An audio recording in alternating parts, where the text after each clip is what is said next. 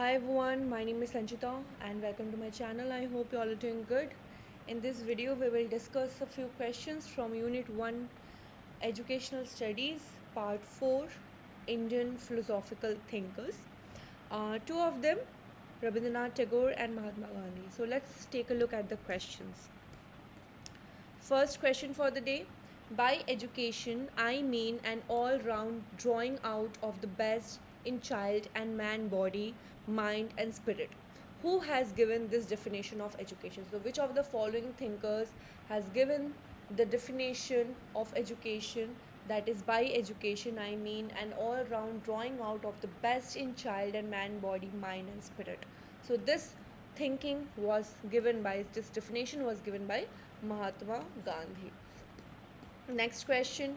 The medium of instruction should be mother tongue. Resolution was passed by which of the following? Woods Dispatch, Vardha Scheme, Hartog Committee, or one or more than one of these? So correct answer is Vardha Scheme.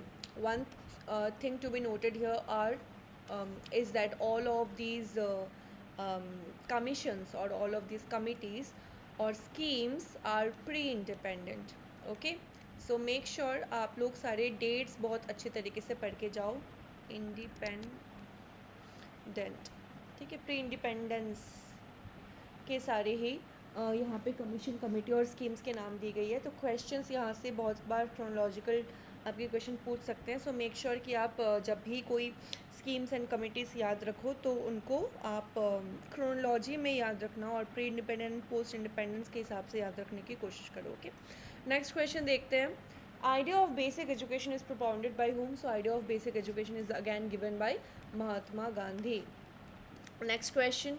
Which system of education was propounded by Mahatma Gandhi? So Mahatma Gandhi talked about education or teaching through music, through listening, meditation and activities. So all of the above should be correct answer here. Next question. Who among the following is accredited with the view that knowledge without character is a sin? So this concept was given by again Mahatma Gandhi, that knowledge without character is a sin. Okay. Next question. Who among the following was political mentor of Mahatma Gandhi? तो this is one question जो interesting question है. वैसे यहाँ पे आपके exam point of view से शायद से आ जाए. So make sure to remember the name Gopal Krishna Gokhale, जो पॉलिटिकल मेंटर थे महात्मा गांधी के. Next question. गांधी जी's idea of village sarvodaya implied that an ideal village must fulfill the certain conditions. Which of the following is not among one of these conditions? Okay, so caste system should be abolished. Places of worship should be built beside each other to develop a sense of brotherhood.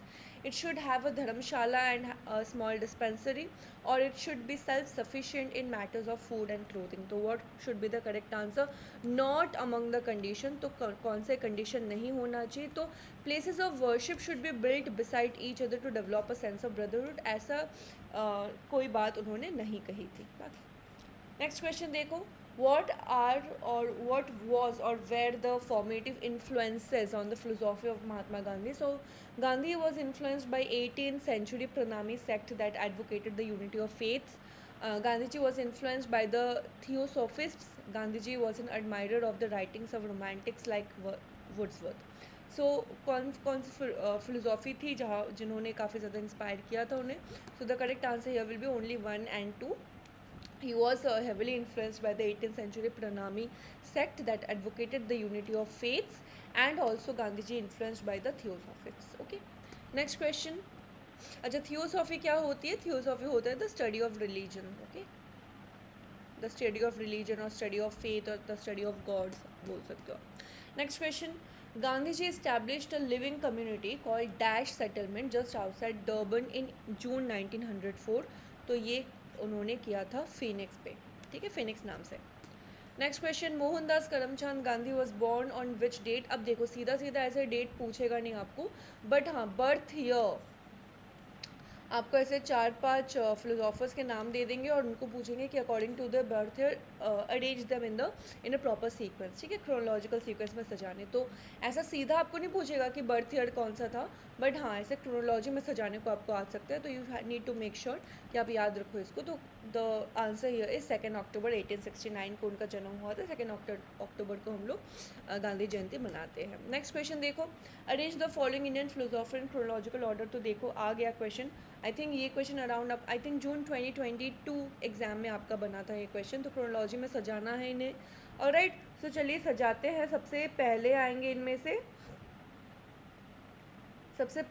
इनमें से रविंद्रनाथ टैगोर, जिनका date है 1861, ठीक है। इसके बाद कौन आएंगे? इसके बाद देखो, रविंद्रनाथ टैगोर, स्वामी विवेकानंद, घोष एंड कृष्णमूर्ति। ये प्रॉपर आपका सीक्वेंस बनता है, ठीक है। ये आपका प्रॉपर सीक्वेंस बनता है। सो रविंद्रनाथ टैगोर के 1861 है। इसके बाद स्वामी विवेकानंद आते हैं 1863 में। Then comes Aurobindo Ghosh in 1872 and last आते हैं आपके जिड्डू कृष्णमूर्ति। जिड्डू कृष्णमूर्ति का जन्म हुआ था 1895 में, ठीक है। So correct answer is option number C, DVAC should be the right sequence. Next question, basic concept of naturalism is to what. Naturalism का बेसिक कॉन्सेप्ट कौन सा है? तो करेक्ट आंसर यहाँ पे होगा focus upon creative thinking, C education is preparation for future. तो ऐसी तो कोई बात होनी नहीं चाहिए। मॉरल वैल्यूज़ पे भी यहाँ पे नहीं होगा, यहाँ पे नेचुरल एजुकेशन पे होगा। तो study the natural laws and apply them to the process of education, this should be the correct answer. Next देखो, मैच द फॉलोइंग आपको करना है। सो महात्मा गांधी, टैगोर, औरोबिंदो, विवेकानंद। सो महात्मा गांधी होंगे कौन, किससे जुड़े? महात्मा Gandhi Nai Talim, right. Tagore nature as a teacher, Aurobindo integral education and Vivekananda will be infinite power within, right. So आपका सही आंसर यहाँ पे बन जाएगा ऑप्शन नंबर 3, एब्सोल्युटली। एक ही ऑप्शन से आपका बन जाता P5 से।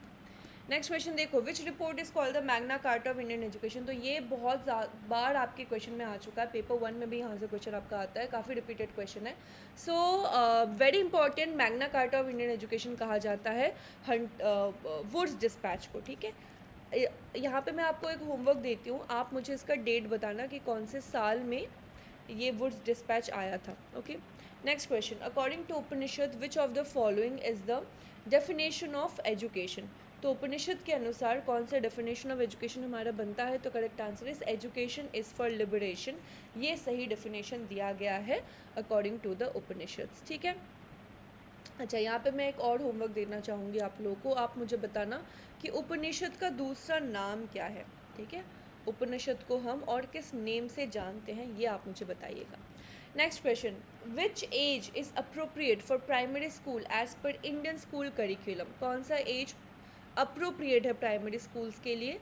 सो करेक्ट आंसर क्या बनेगा यहाँ पे? एब्सोल्युटली करेक्ट आंसर है 6 to 9 ईयर ओल्ड, ठीक है।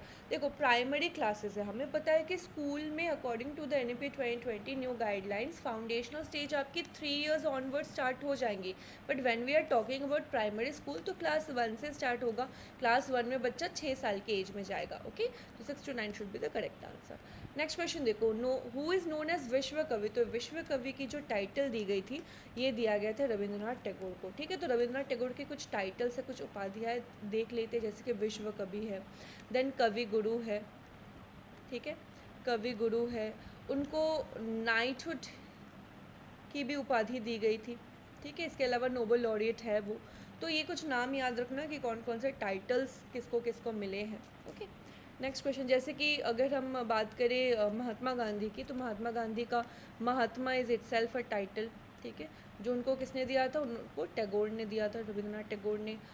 देन बापू, आप मुझे होमवर्क पे बताना, ये भी कमेंट करके मुझे बताना कि बापू का टाइटल उनको किसने दिया था, ठीक है। बापू का टाइटल उसको किसने दिया था, ये भी आप बताना। और यहाँ पे मैं आप लोगों को एक और इंटरेस्टिंग चीज़ बताना चाहूँगी कि जैसे फादर ऑफ द नेशन हम बोलते हैं कि महात्मा गांधी को कहा जाता है, बट बाय लॉ और by the according to the constitution father of the nation India के कोई है नहीं, ठीक है। Father of the nation India में कोई नहीं है, alright. Next question, which among the following works of Tagore earned him Nobel prize. So home and the world, Kabuliwala, Gitanjali या फिर द ब्रोकन नेस्ट। तो कौन से बुक के अनुसार या फिर कौन सा कलेक्शन ऑफ बुक्स की वजह से उनको नोबेल प्राइज़ मिला था, तो he won the prize for Gitanjali. Gitanjali क्या है, कलेक्शन ऑफ स्टोरीज़ है। Next question, education diverted from nature has brought untold harm to young children, whose view was this. तो जो नेचर की बात सबसे ज़्यादा करेंगे उन्हीं का ये व्यू पॉइंट होगा, तो दिस इज़ टैगोर ओनली। ठीक है, टैगोर ही सबसे बड़े नेचुरलिस्ट थे इनमें से। Next question, according to Tagore what plays a central role in education, तो एब्सोल्युटली क्रिएटिव एक्टिविटीज़ जो होंगी वो ही सेंट्रल रोल होगा, क्योंकि जितना बच्चों को आप हैंड्स ऑन एक्सपीरियंस दोगे, जितना बच्चे को आप एक्टिविटीज़ के द्वारा पढ़ाओगे, उतना ज़्यादा बच्चे में क्रिएटिविटी आएंगी, नेचुरल तरीके से बच्चा समझ पाएगा, सीख पाएगा। In Tagore's thoughts the world is place of truth, ego, illusion, या बोथ ट्रूथ एंड इल्यूजन। तो according to Tagore the world is a place of absolute truth and illusion. Okay, next question, which among the following is the correct set of 4 fundamental principles of Tagore's educational philosophy। तो उन्होंने देखो, commercialism तो बिल्कुल गलत बात है, ठीक है, ऐसे टर्म्स तो यूज़ होंगे ही नहीं। कैपिटलिज्म ये सारे टर्म्स भी नहीं यूज़ होंगे। So naturalism, humanism, internationalism and idealism. ठीक है, इंटरनेशनलिज्म से जुड़ता है इंटरनेशनल ब्रदरहुड की बात, जो भी टैगोर करते हैं। ठीक है, ऐसे टर्म्स को याद रखना बहुत इंपॉर्टेंट है। तो करेक्ट आंसर ऑप्शन नंबर 1 ही आपका बन जाएगा। ऑलराइट, तो यही कुछ क्वेश्चंस थे जो I wanted to discuss with you all, क्योंकि एग्जाम पॉइंट ऑफ व्यू से यू नेवर नो कि कहीं से भी कैसे भी क्वेश्चन बन सकते हैं। तो कुछ क्वेश्चंस यहाँ पे PYQs थे, कुछ क्वेश्चंस आपके प्रोस्पेक्टिव है, जैसे क्वेश्चंस आपके आ सकते हैं। तो कौन कौन से एरिया से आपके क्वेश्चन बन सकते हैं वो तो मैंने बताया, और इसके अलावा बुक्स से क्वेश्चन बन सकते हैं। ठीक है, थिंकर्स के बुक्स बहुत अच्छे से पढ़ के जाना। बर्थ ईयर्स तो मैंने बता ही दिया, बर्थ के तो क्वेश्चन आ ही सकते हैं कि कौन से ईयर में कौन है, क्रोनोलॉजी में सजाइए। इसके अलावा उनके जो एजुकेशनल इंस्टीट्यूशंस है, कौन कौन से एजुकेशनल इंस्टीट्यूशन किसके नाम से जुड़े हैं, इस्टेब्लिश हुए हैं, वो देख लेना। कौन सी आइडियोलॉजी या फिर कौन सी फ़िलोसॉफ़ी वो फॉलो करते हैं, ये देख लेना बहुत इंपॉर्टेंट है। और उनका contribution according to the philosophical leanings क्या है, ये सारे पॉइंट्स आप देख के जाना। इसके बाहर क्वेश्चन ज़्यादा नहीं बन सकते, और मतलब नहीं बनते हैं। Apart from that, Mahatma Gandhi को थोड़ा ज़्यादा प्रिसीशन के साथ, डेप्थ के साथ पढ़ना, क्योंकि उनसे काफ़ी सारे क्वेश्चंस और ज़्यादा रिपीटेड क्वेश्चंस बनते हैं। जैसे कि नई तालीम का कॉन्सेप्ट क्या है, वर्धा स्कीम जो है, ठीक है, बेसिक एजुकेशन, यहाँ पे कौन सी बातें हुई थी, कौन सी बातें, क्राफ्ट बेस्ड एजुकेशन का क्या उनका कॉन्सेप्ट था। ठीक है, और इसमें क्या क्या पॉइंट्स उन्होंने बताए थे। तो ऐसे पॉइंट्स जो है ये पढ़ के जाना। डेट्स कब आई थी इनसे रिलेटेड, ये पढ़ के जाना थोड़ा। और टॉलस्टॉय फॉर्म, सो जो भी टर्म इससे जुड़े ना, ऐसे थोड़ा देख के जाना इन डेप्थ इसको, क्योंकि यहाँ से आपके क्वेश्चंस काफ़ी क्रिएटिव वो बना देते हैं। ऑलराइट, बाकी इस पॉइंट से अगर कोई भी क्वेश्चन आए तो आप आराम से आंसर लगा लोगे, आइडिया आप लोगों को है बहुत अच्छे तरीके से। सो होपफुली क्वेश्चंस आपको समझ आए होंगे। If you have any query और any doubt then you can leave it in the comment section and we will try to solve it together. और इसके अलावा आप टेलीग्राम से जुड़ सकते हो। टेलीग्राम पे मैं डेली क्विजेस आप लोग के लिए पोस्ट करती रहती हूँ, जिससे आप लोग for both paper 1 and paper 2 equally आप अच्छी तरीके से प्रैक्टिस कर लो। इसके अलावा मेरे आप अभ्यास पेपर 1 एंड पेपर 2 भी ज्वाइन कर सकते हो, जहाँ पे हम test series in unit wise questions through practice करते हैं, क्वेश्चंस को सॉल्व करते हैं। और इसके अलावा लाइव आप या फिर रिकॉर्डेड क्लासेस आप यूट्यूब पे ही देख सकते हो। तो यूट्यूब को भी सब्सक्राइब करना मत भूलना। ठीक है, सारे ही डिस्क्रिप्शन में आपको लिंक मिल जाएगा about the Pedagogue app and the Telegram channel as well. So hopefully video आप लोग को यूज़फुल लगा होगा। If you found it useful then please consider liking the video and also subscribe to my channel. I will see you very soon in my next video with more such interesting topics and questions. So तब तक के लिए पढ़ते रहिए, revise करते रहिए, because this time is very crucial. You will not get this time again in your preparation time. So I would suggest you कि जितना हो सके उतना अच्छी तरीके से आप रिवाइज़ कीजिए। रिविशन जितना हो सके उतना रिविशन कीजिए, क्योंकि इस टाइम पे revision is the most important thing that you can do for your preparation. Okay, so चलिए, that's all for today. Will see you very soon in our next video. Bye, take care, thank you.